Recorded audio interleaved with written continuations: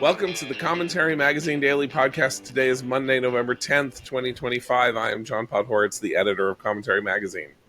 With me, as always, executive editor Abe Greenwald. Hi, Abe. Hi, John.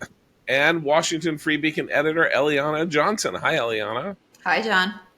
There's too much to talk about, so we'll just end the show here, and you can just spend the day reading the newspaper and trying to catch up. So since there's 10 different things to talk about, I'll just pick one, and then we'll go from there. And okay, so that's the government shutdown appears to be over.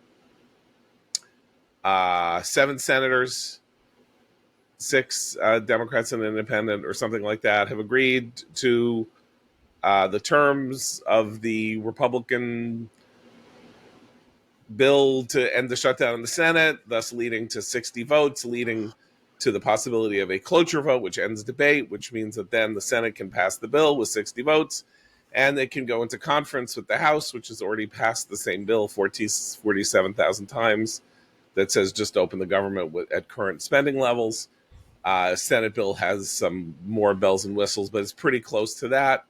Thus raising the question, Eliana Johnson, what the hell was this all for? The world's longest 38, 39 days, however long it is until they actually open the government up, which will take a couple of days, if not a week.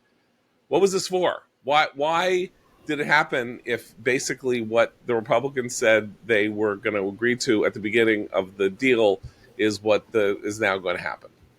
Why? Well, I think we should be clear on a couple things here. And you're right, John. So 8 members of the Senate Democratic Caucus broke with the rest of the Democratic Party, and that includes Angus King, who's an independent, and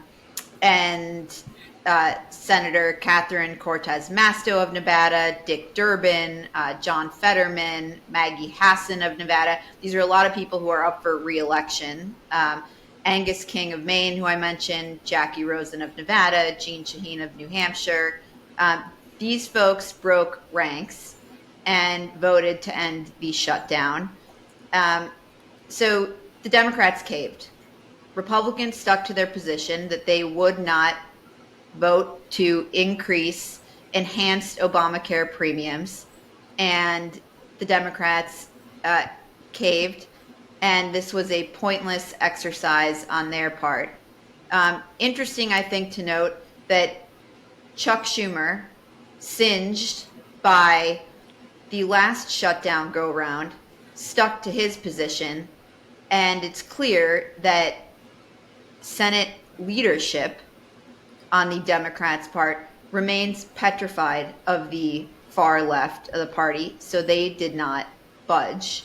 And in reading the news coverage of this last night, you would have thought like Democrats were negotiating with themselves and Democrats cut some brilliant deal on all of this. So the Politico News Alert comes across the transom, and it says, the agreement, which was negotiated in part by Senators Angus King, Jeanne Shaheen, and Maggie Hassan, as well as GOP senators, has more than enough members of the Senate Democratic Caucus to advance, according to 2 people granted anonymity to disclose the terms.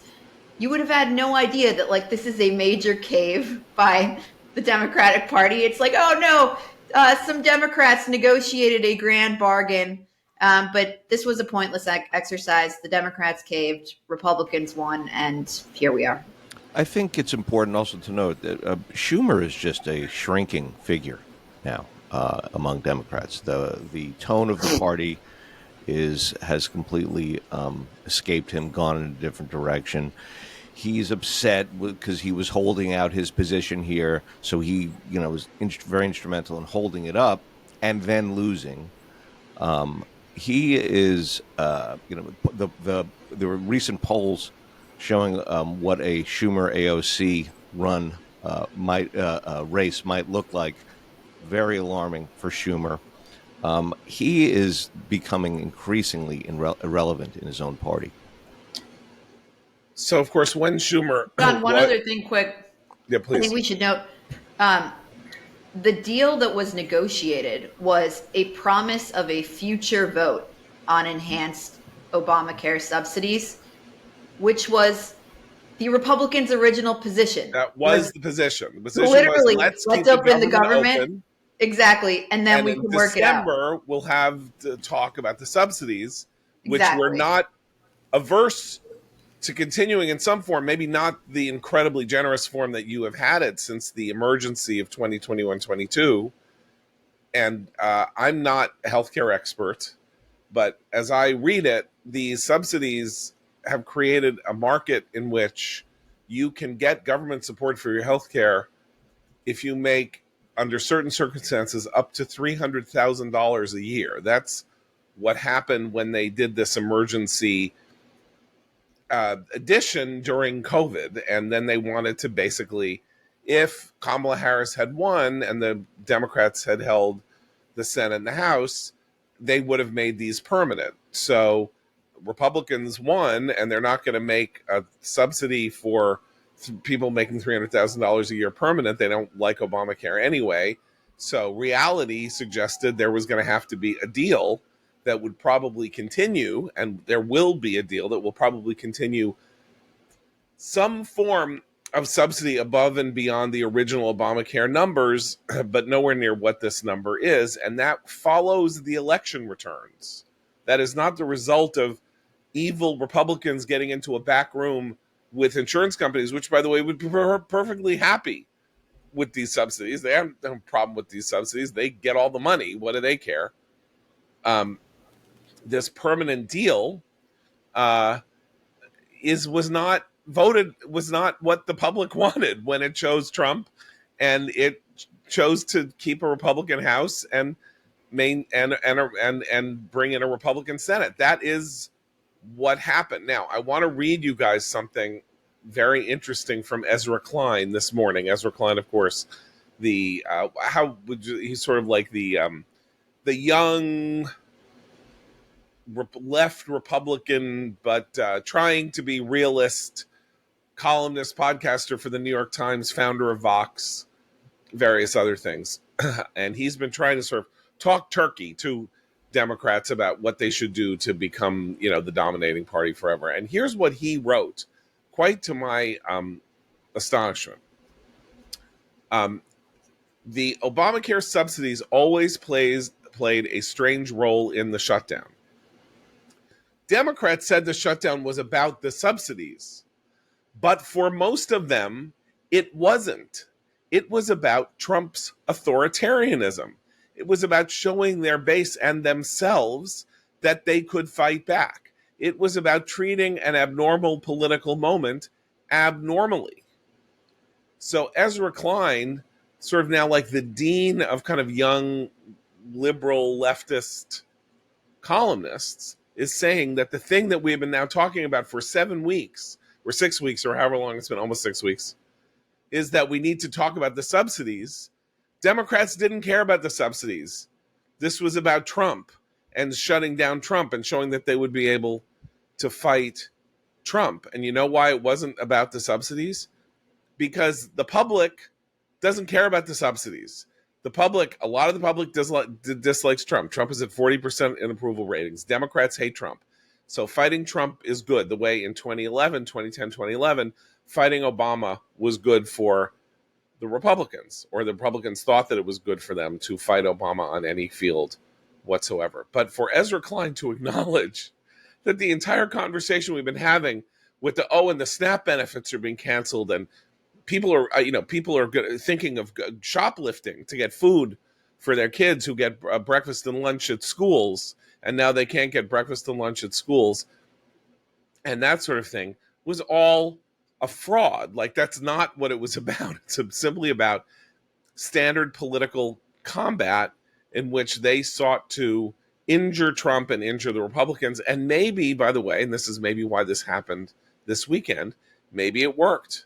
Maybe it had a salutary effect in New Jersey and Virginia and helped get those two Democratic gubernatorial candidates elected in 2025 last week, Spamberger and Sherrill. Maybe it helped in some of these down ticket races, in the judgeship races in Pennsylvania and various other places that Democrats are fighting. But the fight's over. The election's over. Democrats feel that they won the election. And now 7 of them, saving the bacon for the other 40, want to move on and live to fight another day on other subject matters, which seems to me to be absolutely rational. They are a minority in the House. They're a minority in the Senate. They don't hold the White House. Let this go through and fight Trump on whatever the issue of the day is that Trump is involved with, instead of having this battle over who is responsible for the fact that your plane is going to be 3 hours late on Thanksgiving. They saved their own brethren from this thing starting to turn against them, in my view, when the flight stuff really began to bite, because beginning this weekend, people are going to start traveling home for Thanksgiving, or maybe not quite this weekend, maybe the weekend after, whatever. But they want to fight Trump. Good, so fight Trump. Go ahead. Really, fight Trump. Why is this the hill that you're dying on? The shutting down of the government. You're the government. You're the Democrat. I know Republicans dominate the federal government, but Democrats are the party of government. Why are they trying to keep the government shut? It never made rational sense over time to me. But, I'm Ezra old. Klein is telling the truth, but it's not. But I don't know that it's just was a matter of an election tactic here. I think it was the instrumentalized government version of No Kings. It was just an act of sort of sheer protest. I don't think No Kings. I'm glad you brought this up, because I forgot to mention this last week. Yeah. So No Kings happened 2 weeks before the election, right? And Democrats really did have pretty astonishingly high turnout where they needed turnout when they needed it. Maybe No Kings wasn't just let's just, go out and sing Kumbaya and have signs. Maybe there were people registering voters all over the place. Maybe they got a couple 100,000 people out to vote in key places as a result of the No Kings demonstration, who might otherwise have stayed home and made the difference it's an off year election. So even if turnout was incredibly high for that, turnout was still relatively low compared to a presidential year. You can use every kick in the pants that you can possibly get. So maybe this helped remind Democrats why they hated Trump. Maybe No Kings helped remind Democrats how much they hated Trump, and meant that a bunch of them didn't stay home or would have stayed home last Tuesday, and helped provide not only a margin of victory, but a pretty commanding victory in a couple of places to start off this next year of combat that will lead to a tough road for them to hoe going up to November, because if they want to take the Senate, they're really going to have to push a boulder up a hill to win the Senate, based on who's up and what races are at this moment looking not particularly competitive, but maybe could get competitive if the atmosphere really turns against Republicans. Eliana, does that jibe with your sense of things? Yeah, I think that's right. And a couple other points on the broader shutdown. One, our friend Mark Halperin makes in his newsletter this morning that I think is important to note, which is that the White House, Speaker Mike Johnson and Senate Majority Leader John Thune proved themselves to be, in this whole battle, immune to all of the polls showing Republicans bore the blame for this. They ignored them. They stuck it out. And I would add to that all of the media coverage that sought to blame them for the shutdown. And I agree with the point that you and Abe and Ezra Klein are making. I mean, this was a hashtag resistance exercise. The Democrats their messaging was too complicated. I mean, nobody's paying attention to why exactly the government is shut down. But it was like we don't like Trump, we're going to shut down the government, hashtag resist, that was the attempt, and it utterly failed. And that's because They were ineffective because Johnson, Thune, Trump, the White House itself stuck to their guns and weren't susceptible to the negative media coverage, the polling, et cetera. I mean, the House and the Senate were not at play in this election on Tuesday. So Thune and Johnson had no skin in this game. There was a mayoral election and 2 gubernatorial elections, and there was a redistricting election that relates to the House, obviously in California, but that wasn't a House election. And the point yeah, the point so I was getting at was Johnson endured, New York Times articles saying he's an ineffective House Speaker. He's losing power. He's a dodo for keeping the House out of session throughout all this. That's what I was getting at. Not that they right. that anything No, but I take your point. I was agreeing ago. or trying to add on to it that they stuck to their guns because the only thing that would have required them to unstick to their guns was precisely courting the opinion that 20, 25 years ago might still have had an effect on a House Speaker or a Senate Majority Leader, how the New York Times covered them. Bob Dole, when he was Senate Majority Leader, was actually quite responsive to let establishment media's portrayal of him. But now they're just enemies, and so they are dismissible. And if you're Mike Johnson, not only are they dismissible, but if you were to actually pay a lot of attention to what they said or did, that would be injurious to you with your caucus and with Republican sort of rank and file Republican voters. So that stuff also can have a boomeranging effect. It's like, well, do me a favor, don't say anything nice about me if you're the New York Times and I'm Mike Johnson, because that'll get me into big trouble. Like, the last thing I need is for you to say I'm really managing the shutdown, according to proper political etiquette, which he was. They kept having votes. They did what you're supposed to do in the House, which is, okay, let's test it again. We'll test again to see whether or not the House wants the government to remain shut, or whether we'll only agree to have the government open based on this and this principle. And the House obliged and voted again, 7 times or something in this fashion. They did what they were supposed to do and moved on, and so did John Thune. So, Eliana, you have it as a total defeat for Democrats. I have it as a partial defeat for Democrats, because I do think that the shutdown did play some role in the Plato's cave effect of last week's election, which is that Republicans are weaker than they appeared before the election, and Democrats are a little stronger than they appeared before the election. But you don't agree.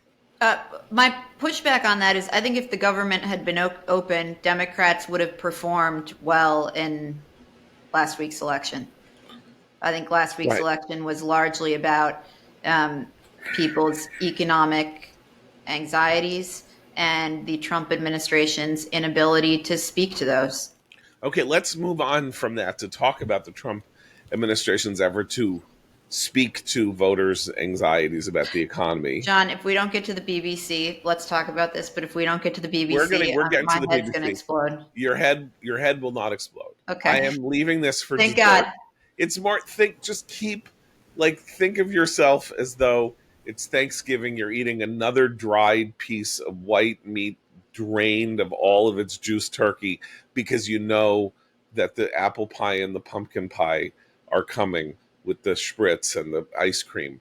That's where we're getting to with the BBC. But Trump did announce this weekend, in some desperate effort to change the terms on which people are talking about the economy, and some of these numbers showing deep public distress with the tariffs, that he was going to send a check for $2,000 to every American taxpayer as a tariff bonus. This, of course, is to describe it as a violation of fundamental conservative understanding of economics would be to understate the case so profoundly. I'm not even going to try to make the case here. But is this something that we should take seriously, or something that he just sort of threw out as a piece of blather?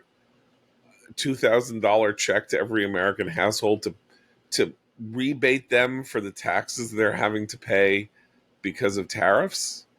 Or is it a smart? Hey, what do you think? Is a smart? Well, it reminds me of the check I got from Kathy Hochul.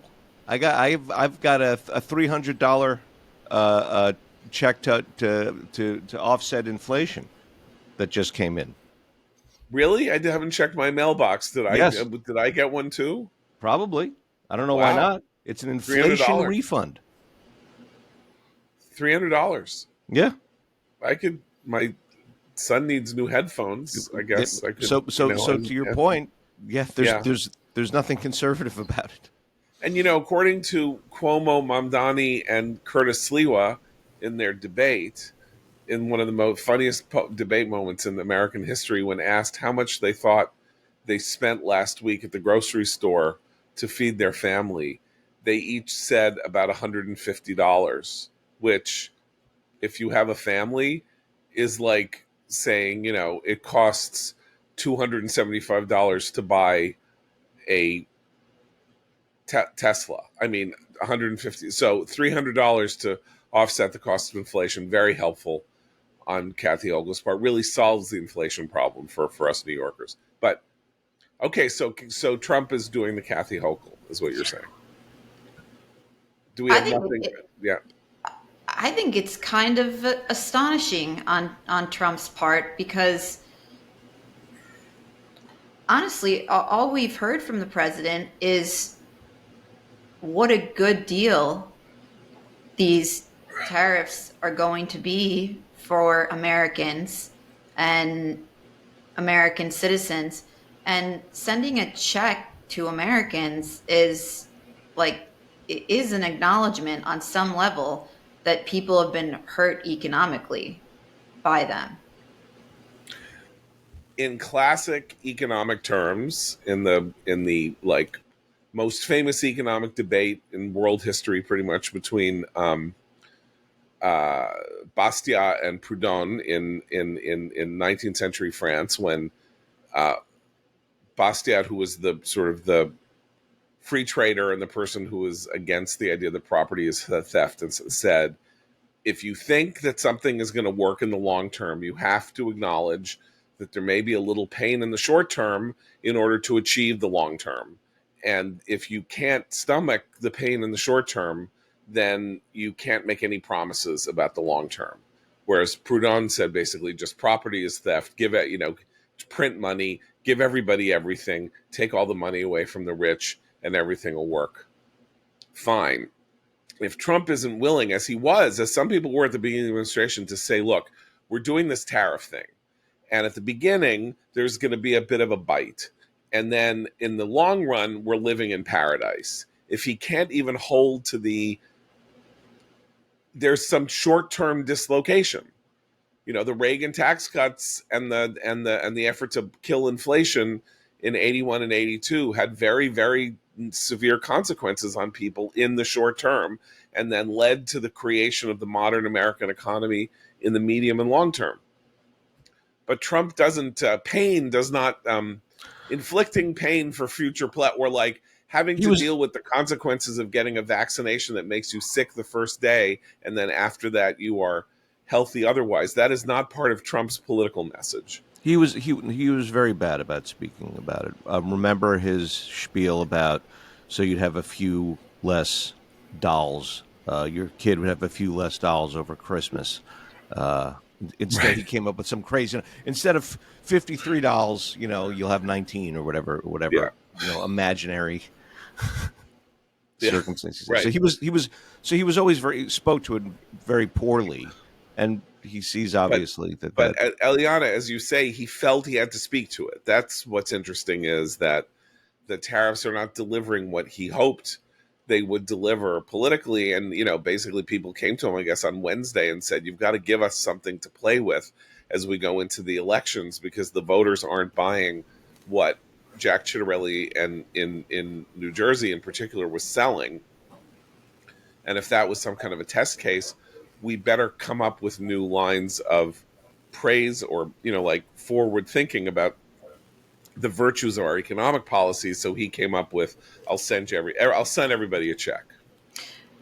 He said maybe the children will have $2 instead of $30, and maybe $2 will cost a couple of bucks more than they would normally.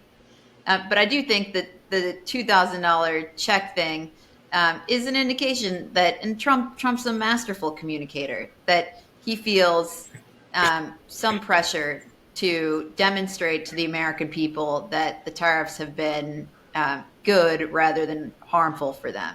And the messaging on the tariffs, it's a different thing every day. They've been absolutely all over the place. Yeah, But because I think it's this, it's this trend, this modern trend that comes out of the left in governance, which is giving voters things. It's like the Biden loan forgiveness. It's like my check from Kathy Hochul. There was an Obama give back. It's like there's just yeah.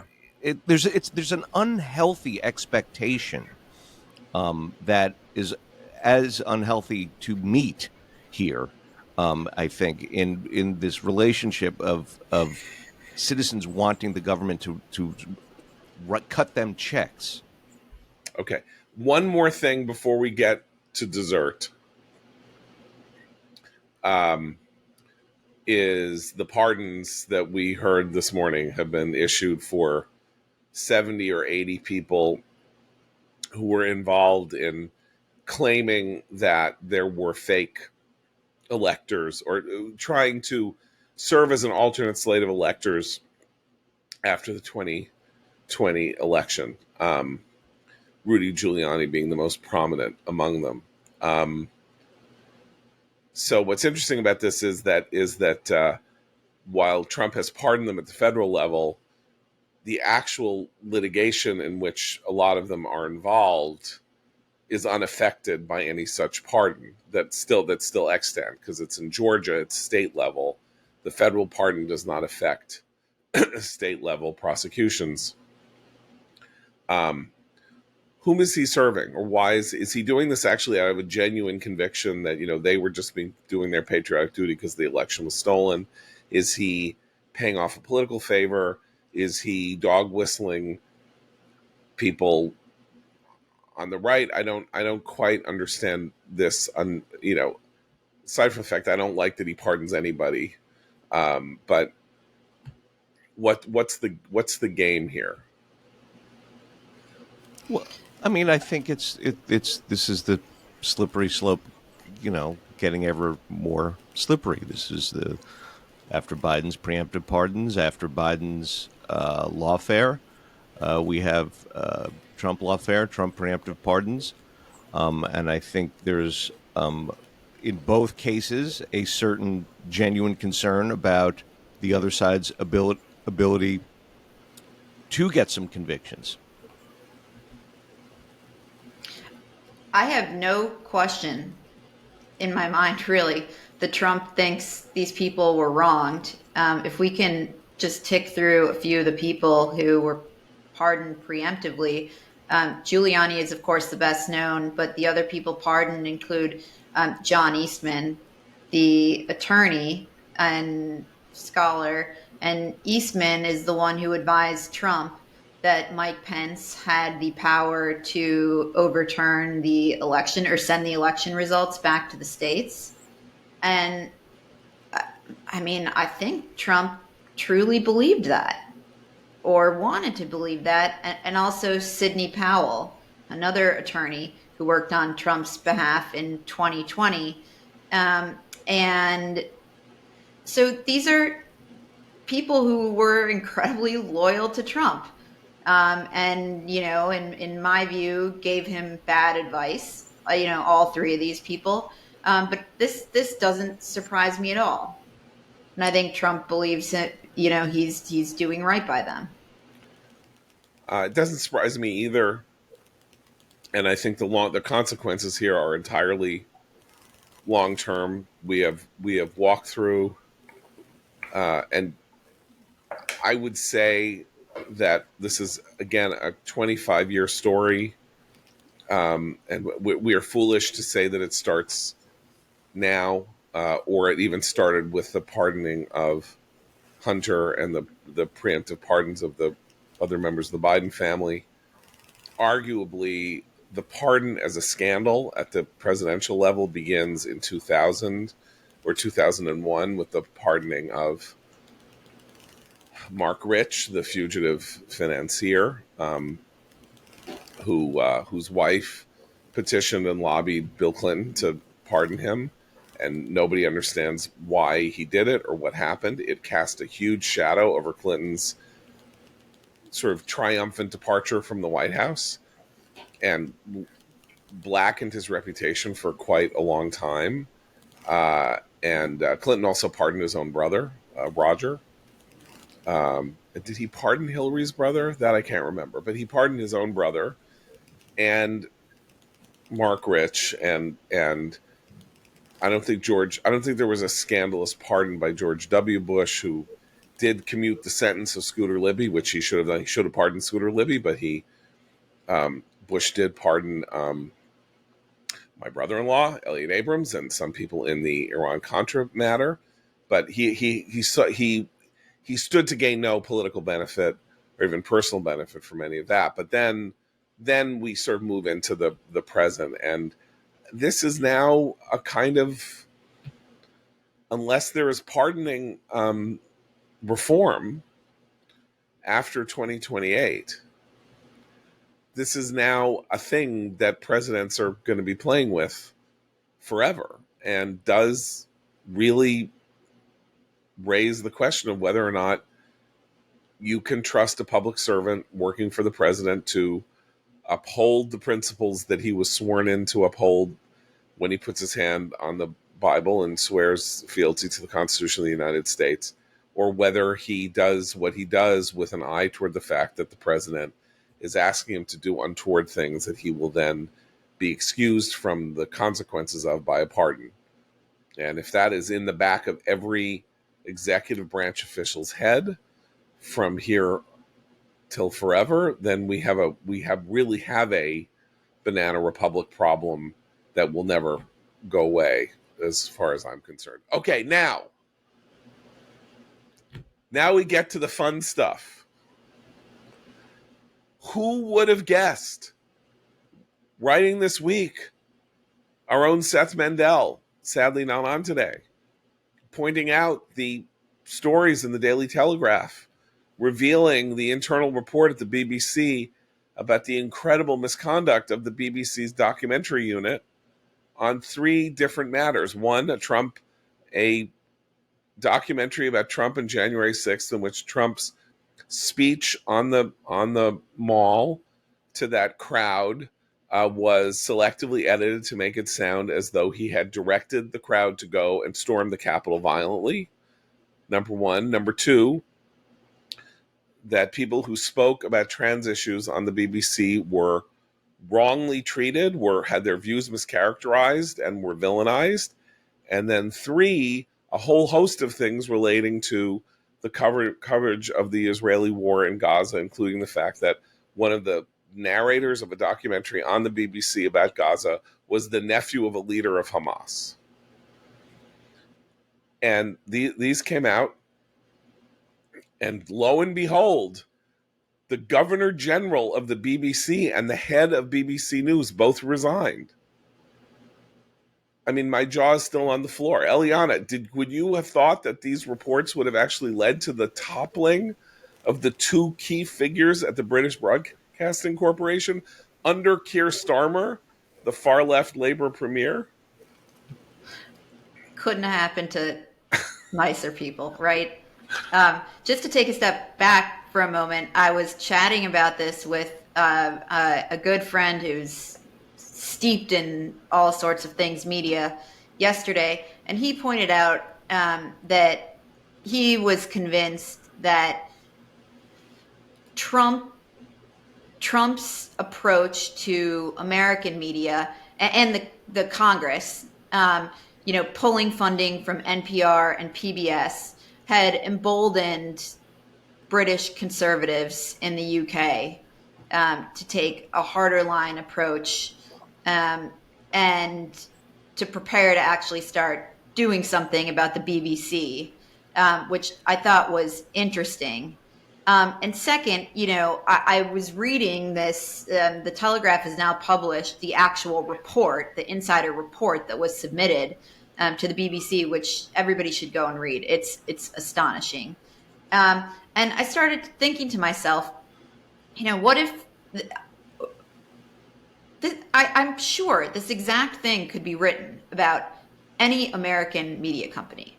Like, the report's astonishing. It reveals, vicious, systematic bias. But you could write the same thing about the New York Times, NBC News, whatever. I'm convinced. And then, lo and behold, I look at the names of the officials who resigned, and one of them is Deborah Turnus, who was running NBC News for 5 years, or however long. Yeah, I think the Trump point is very important, because I also think, look, I don't think this would have happened without Trump in office in the U.S. I also think because the sort of headline piece of this was they're creating a Trump quote, they feared his retaliation. He retaliates against foreign entities for doing him wrong. Well, you see, this is where I lose the thread a little bit, and what I'm willing to do here is give credit in part to Israel for winning the war with Gaza, which I'll get to in a minute. But what leverage I don't understand what leverage conservatives in England have against the BBC, and I don't understand what leverage Trump has in America against the BBC. That's why this is a little dumbfounding to me. The BBC, he could come up with something creative. He could the Labour Party has a colossal majority in the House of Commons. Colossal. The BBC, remember, is partially paid for by a tax on that every Briton pays on the purchase of a television set. That it gets essentially, like a 2 cents every time someone buys a new TV. The BBC is not entirely politically dominated by whoever is in power, as we know, because it was very left-wing when the Tories were in power. But I don't know what whip hand Trump or America or anybody had over this. And in fact, Keir Starmer and Labour is now increasingly under the thumb of Muslims and the Muslim base of the Labour Party as they get increasingly unpopular. The one force in the Labour Party that has nowhere to turn but to support Labour are the increasingly radical Muslim minority in Britain that would presumably be perfectly happy to see Trump trashed and to see Israel trashed by the Gaza documentary. So there's a story here that we don't quite follow. But I do think that this could not have happened while the war, what has just happened could not have happened while the war was going on and the guns were still firing. I agree with that too. This may be, I've said now for 2 years that we don't know what the positive consequences of Israel winning the war in Gaza would be, that we have some sense of what happens when the world thinks that Israel is on the back foot. That helps stir this worldwide explosion of anti-Semitism, Jew hatred, violence against Jews. Israel has now won, and it is no accident, comrade, that 3 weeks after the ceasefire is declared, the head of the BBC is out, in part because of how BBC tilted without reservation toward Hamas in the war.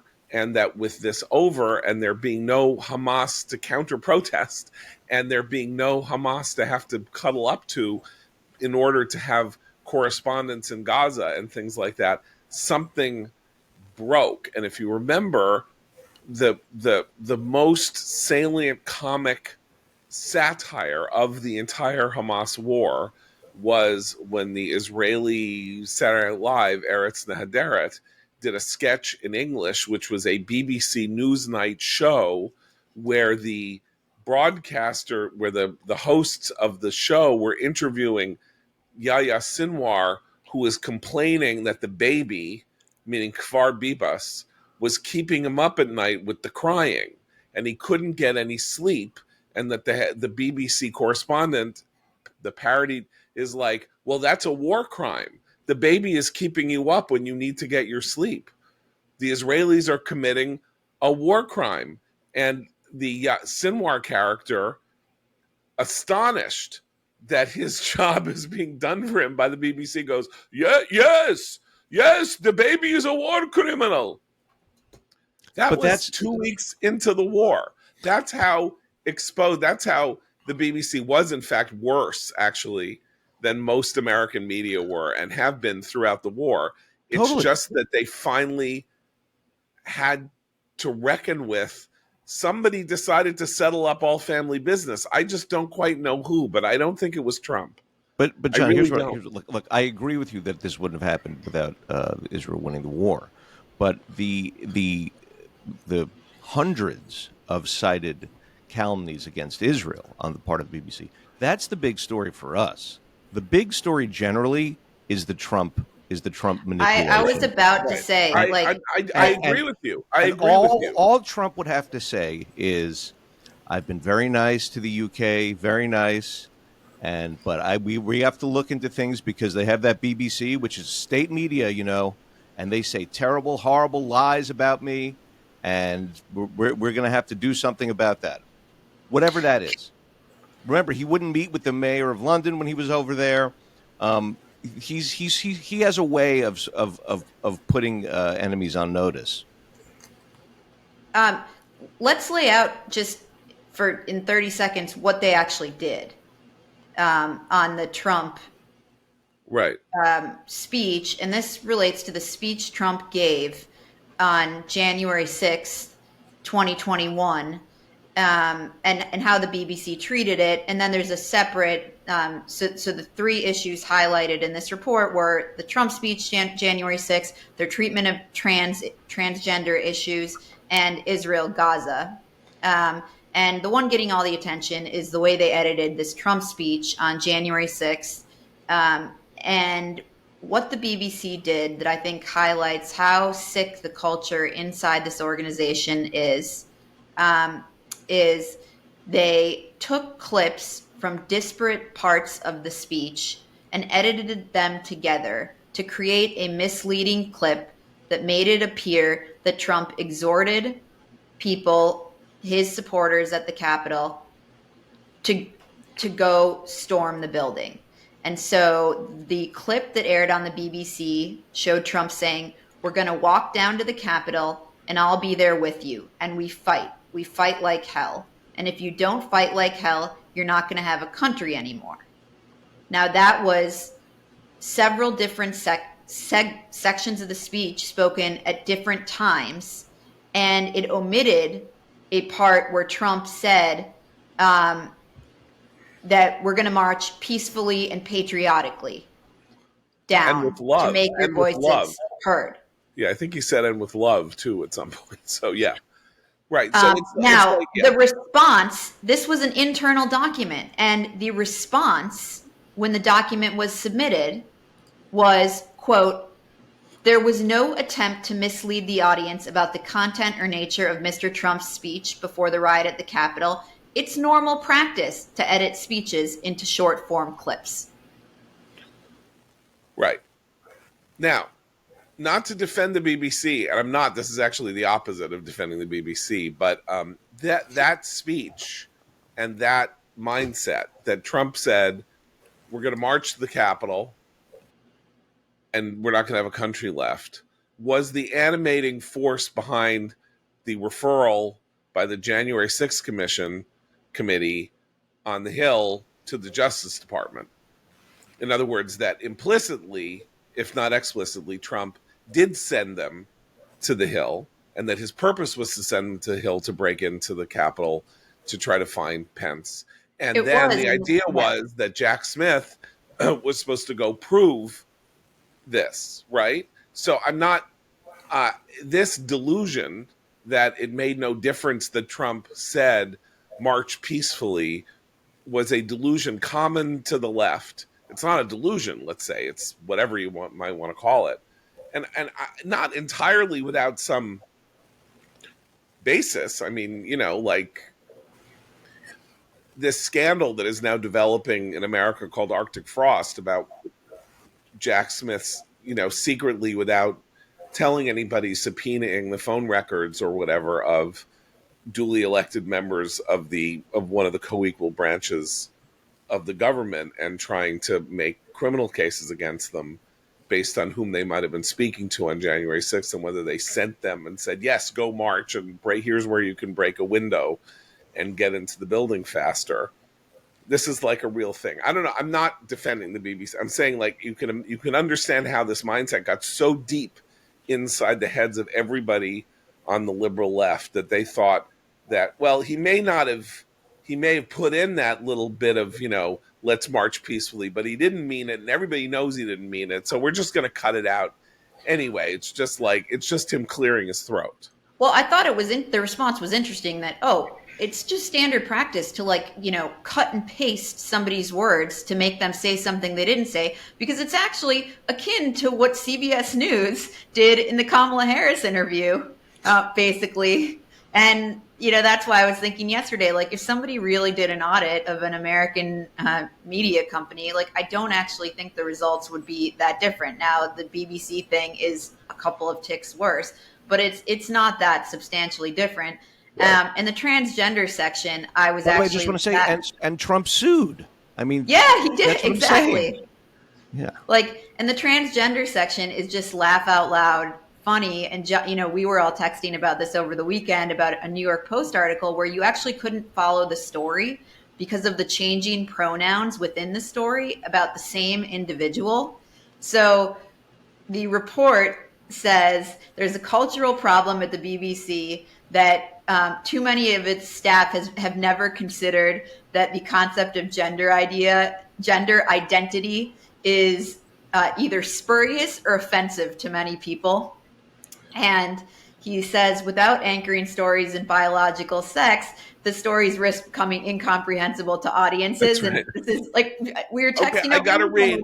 Okay, you can't follow the story. Okay, I got to read now from the New York Post story. Okay. Just so people know, since you mentioned this BBC version complaint of predicting this sentence in the New York Post story that Eliana highlighted for us this weekend on our group chat. The headline of the story is "Trans person accused of exposing self in women's locker room was convicted of brutally beating ex-wife before taking her name." So this guy transitions. Not only does he decide that he's a woman, but takes his ex-wife's name, her first name, and having beaten her up. Okay? So, here is the sentence Eliana highlighted. And remember, this is the New York Post, which is not the woke paper of record, right? It's just trying to follow along. Quote, Alexis Black ran afoul of women at a gym in Beverly Hills, including singer-songwriter Tish Hyman, who accused them of exposing himself and harassing her in the locker room. So we have Alexis Black, Tish Hyman, we have them, himself, and her, and nobody knows who them is, who himself, I think himself is Alexis Black, and her is Tish Hyman, but them is also Alexis Black. So, but it doesn't say who accused them of exposing themselves and harassing her. And this is the ludicrousness to which our language has now descended when you are supposed to accept as a matter of politesse that a person who says that he is female, and therefore you refer to either as female or as plural, as them or they. Anyway, I am still think that the story has not ended. We're going to find out more about why it is that the Director General and Deborah Furness, the head of BBC News, really did find it necessary to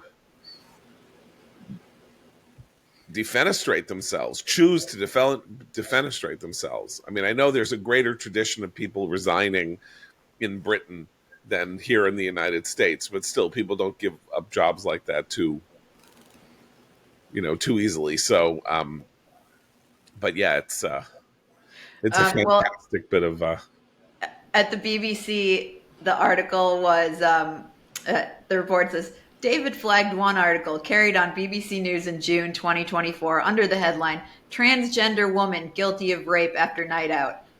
Without adding that the offender was a biological man, this story would be confusing for many.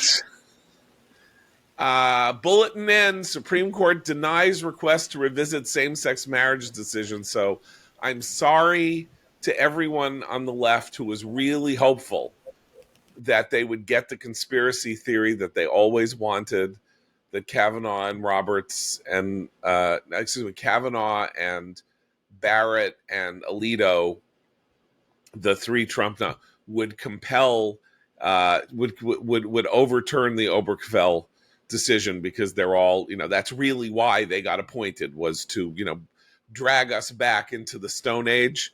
So the Supreme Court is not hearing this case. Okay, I'm going to make a recommendation, and then